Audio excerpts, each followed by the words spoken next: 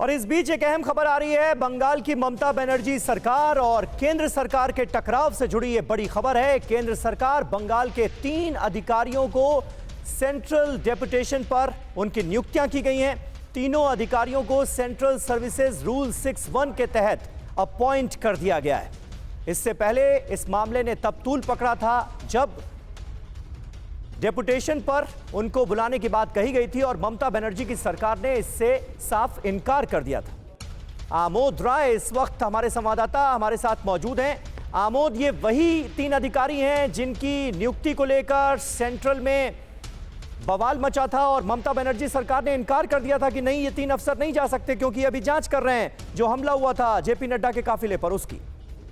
बिल्कुल बिल्कुल समीर, आपने सही कहा। ये वही तीनों अधिकारी हैं, भोला पांडे, प्रवीण त्रिपाठी और राजीव मिश्रा, जो जेपी नड्डा के काफिले पर जो हमला हुआ था और जिसके लिए केंद्र सरकार ने उनको सेंट्रल डेपुटेशन पे भेजने की स्टेट सरकार से मांग की थी, लेकिन इसको बाद में स्टेट गवर्नमेंट ने रिजेक्ट कर दिया था। आज आईपीएस रूल के तहत, आईपीएस रूल में 6A धारा के तहत केंद्र सरकार ने इन तीनों अधिकारियों की नियुक्ति प्रतिनियुक्ति दिल्ली में कर दी है, सेंटर में कर दी है।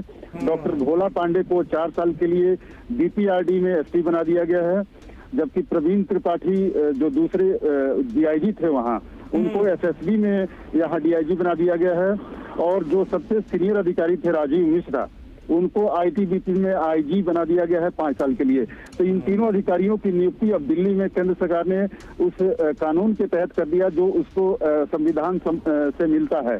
और निश्चित तौर पे जो कानून है उसमें ये कहा जा रहा है, 6A में ये कहा गया है कि जब भी स्टेट और सेंटर में किसी अधिकारी को लेकर सहमति नहीं बनती हो तो वैसे में केंद्र के पास ये शक्तियां होती हैं कि वो उसकी प्रतिनियुक्ति कहीं भी कर सके।